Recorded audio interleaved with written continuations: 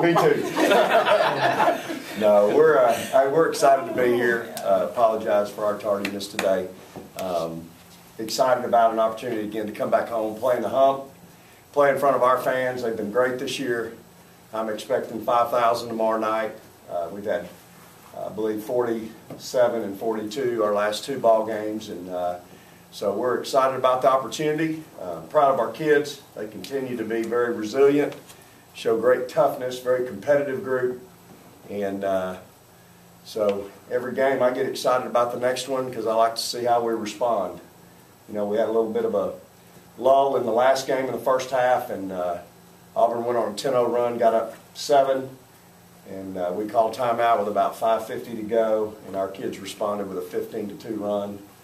I think Victoria had 11 of those, and so you don't know, as I said in the paper, you don't know how a young team might respond in that environment, and I was really encouraged by our response, and then obviously I was really excited about Martha's second half. I think she had 15 in the second half, all in the second half, 7 of her 8 rebounds. So we continue to improve, get better, keep working at it, and we're excited about the challenge of Vanderbilt coming in here tomorrow night. Obviously, they beat us pretty good the first time, and they've got our full 100% attention. Questions? What does the term engagement mean when it pertains to Martha? Just getting in the fight, getting in the fray. You know, being a part of the action. She's really good sometimes about being our biggest cheerleader, and to a fault. She enjoys her teammates' success. That's what makes her a great teammate. But at the same time, when she's between the lines, I don't need her to be a cheerleader. I need her to be active participant. And sometimes she can catch herself watching sometimes. And so, you know, I've shown her some clips here the last couple of ball games, before the last couple of ball games, of her old self being engaged, going to the offensive boards, refusing to get blocked out, making some really tough shots.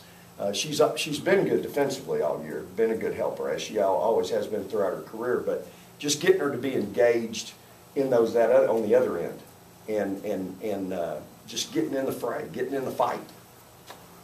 How's Victoria been progressing in the SEC, especially after the SEC, with her double-double the other night? Well, I don't think there's any doubt. Yeah, she played great the other night. Her best game in the SEC by far. I think the biggest thing with her, she just keeps working at it. I praise her all the time. She doesn't disappear in drills. She knows she needs to get better on defense. I've challenged her to rebound. She went and got 10 the other night. She really took it to heart and went and got 10 rebounds for us. And that helps you so much. She got 10, Dominique got 8. That's 18 rebounds out of your starting 2 and 3. That's more than my starting 4 and 5 had. And so that's good. It takes some of the heat off these two, because rebounding isn't just a 4 or 5 deal. Your guards have got to get involved also. And so with her and Dominique being involved, I mean, it just helps us tremendously. I think we gave up 7 offensive rebounds the other night. It's the fewest in the league.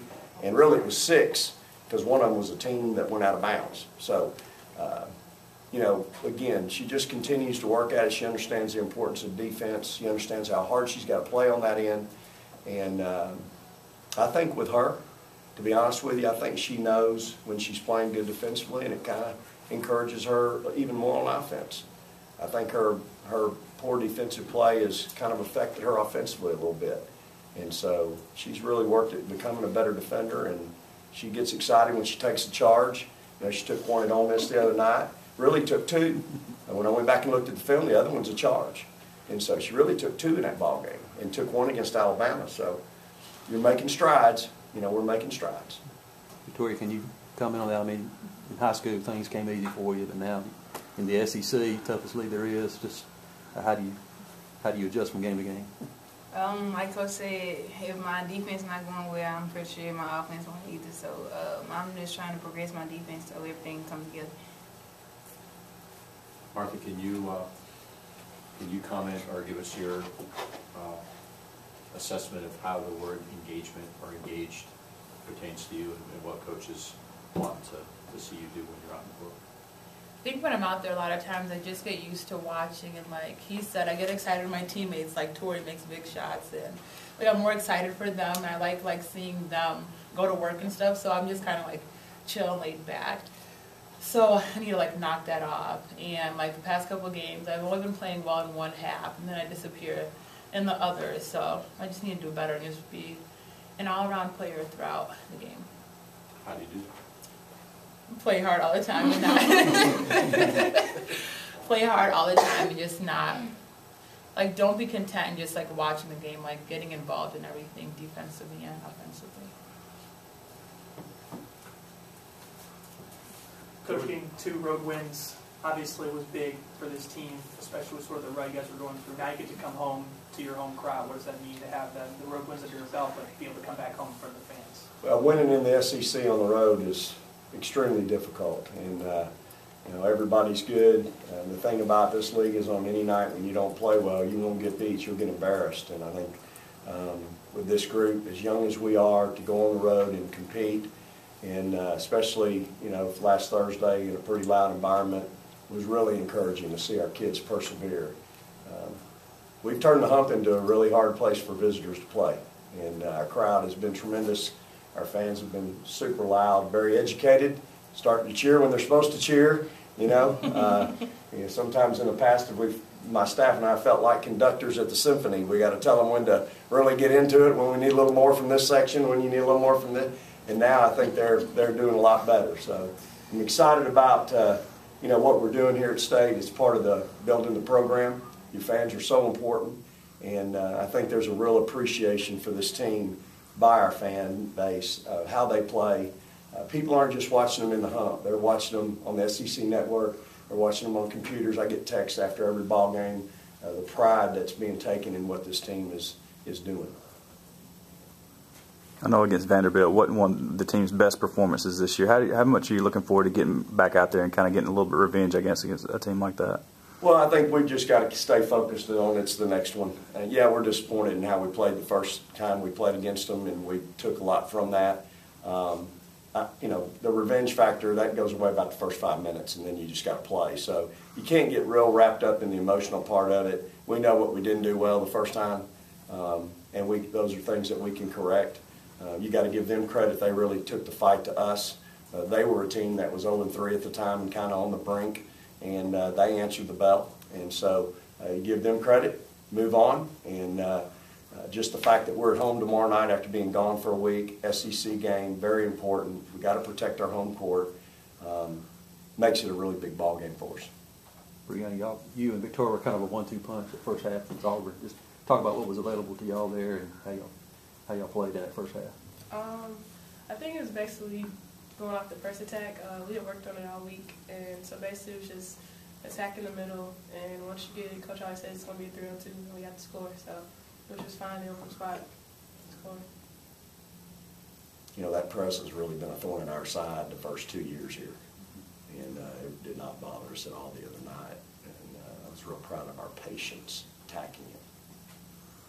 Bree, your impression of any difference that you've seen in Martha lately, and her not standing around and watching, and maybe being less of a cheerleader for others and maybe more of a cheerleader for herself?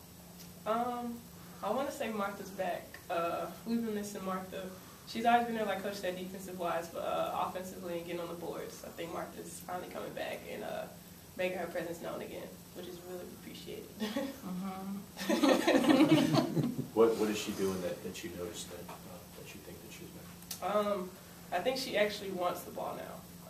I think sometimes, like, I can't say she wasn't working, but I don't know. I think like she really wants it. She wants to score now. So when we get it to her, she's scoring and she's actually finishing. And Martha, there was a stretch at the end of the last regular season. You had double-doubles in 3 games in a row. Can Martha Alwal this year, can Martha Alwal play like Martha Alwal did at that time last year? I know I can. I just have to want it. I always say work hard, but I really do have to work hard all the time. But yeah, I could get back there. And physically, you feel that are you feeling the best that you felt this year? Or? At times, but yeah. How often are those times? 6 days out of 7, or? I'll say 5 out of 7. I think, is it possible for her numbers, Martha's numbers, to match last year's with the depth you play with this year, maybe compared to last year, where she was maybe the only person out there? I think that's part of it. You know, her sophomore year, our first year here, she obviously was our weapon. Last year, we surrounded her with a little bit better supporting cast, but she still was our double-double. And, you know, we've got now a better supporting cast around her. And so that it does play a part in, there's fewer rebounding opportunities because you've got a Victoria and a Dominique and a Bree who are very active. So she's got to make the most of it. Does that mean she can't go get 10? No, she can go get 10. I want the ball inside. That hasn't changed. We've turned her down against Auburn in the night several times, and we've shown our team that. We need an inside presence. It makes it so much easier for these, you know, for the rest of our team and our perimeter when you've got an established inside game, and we just haven't had it very much all year. It's amazing. We're 21-2, and we just don't have that go-to player inside. And so Martha needs to be that for us, and we're going to give her that opportunity to be that for us. And so it is a little bit more of a challenge for her to get the double-doubles just because we've got better players around her. I'm not going to take Martha out of a game unless she's asking out. You know, she's going to get a chance to play, you know, a lot. And so the more you're on the court, obviously you can't get a rebound or score a point when you're sitting over there with me. But also Martha, I want Martha to play harder and maybe play less minutes. If she only plays 30 minutes instead of 36, but plays harder and is more productive and more effective, that's the Martha I want. Coach, can you talk about Bree, since Bree's moved into the starting lineup, how would you assess her productivity and her commitment to, you know, being a rebounder, being a scorer? You know, I don't know the classifications around the conference, but as a sophomore, I'll put her stats up against anybody right now. What she's doing, her effectiveness, that might be something for y'all to look up, but as a sophomore, what she's doing right now and in the league that we're in, you know, she's really doing a great job, and I know other coaches in our league are taking notice. You know, her only stat that bothers me is her turnovers. She knows that, I know that. But again, because she's a four-player, a lot of what we do goes through the four-player. So she's going to get touches. That doesn't need to be a cop-out for her because she needs to turn those 4 a game that she's averaging into 2. I'd be a whole lot happier with that. But she is involved in a lot of what we do. And, you know, productivity-wise, she's pretty good right now. And I need her to continue to do that. And Bree plays pretty hard. You know, she's constantly, you know, she didn't feel good the other night at Auburn. She still goes in there and about gets a double-double. And she had 5 rebounds and 15 points. So she's pretty active. Coach, you talked about the team's resilience that they're showing Auburn game. Not only did Auburn score some points early, a lot of the rush jump shots in the first half were missing, but your kids didn't let it get to them. They came back, took the same shots, and made them as the game went on. Is that some of the resilience you're talking about? Yeah, that and just the fact that we've had throughout the course of the year, you know, we've had some times where we're down 10, down 11. You know, we've taken some punches from some people. There's been some runs against us, and we've answered. And I think that's more the resilience than anything. You know, our shot selection's been pretty good most of the year. I think what we did in the Auburn games, we really executed our out-of-bounds stuff. We scored on 6 out of 8 out-of-bounds plays.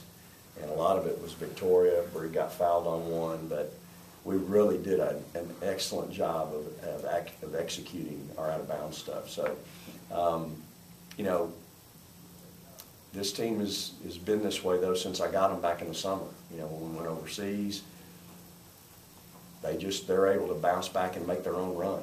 And that's a great sign because most of the time in these league games, it is a game of toughness and resilience. Both teams are going to be physically tough. They're going to be athletic. They're going to be quick.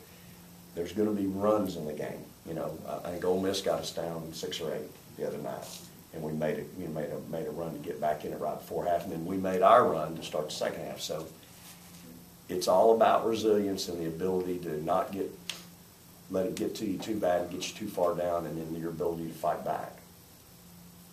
Bree, since you've moved into the starting lineup, do you necessarily feel any more comfortable or any more responsibility to post higher numbers, better statistics? No. I just go in, like Coach said, you just gotta play hard, and I don't know. I just play. So the game just goes. I just play. Think about it. We try to put her in a lot of positions, where she can be successful, especially offensively, and she's worked on her outside shot, and that helps us tremendously. When you got a 4-player that can stretch you, it's big, and it really loosens things up for Martha and our inside players. So that's been something she's kind of added to her game, and again, we try to give her some touches, but I think Bree goes and gets some touches on her own, especially on the boards. She's very active. The flip side with Martha and with Bree now in the starting lineup, we've got Chinwe and Katera, who were in bigger roles, and now they're maybe playing less minutes. How much are you trying to get them to be productive, even though they're still not playing? They're not as many minutes as before. Yeah, I mean, we need that desperately. We don't. What I don't like to see is players slot themselves and just go, well, I'm not here anymore, so they stop working. And certainly those two kids aren't like that, but they need to continue to work, because Martha's not going to play 40 minutes. Bree's not going to play 40 minutes. Bree's active a lot, so sometimes she does tend to get in foul trouble. And so I need those kids to be more productive than they've been. It's been about a 3 or 4 week deal now where they've not been as productive as we need them to be. And that's our challenge. That's my challenge as a coach, is to keep those kids motivated, to keep working on their game, keep getting better, and keep developing. They're both young kids. They're both young. But 5 of our top 6 are young. They're freshmen or sophomores. Of our top 6 minutes played, kids are freshmen and sophomores. So. Any other questions? All right, thanks, Coach. Thanks, ladies. All right. Appreciate y'all. Go Dogs. Thank y'all.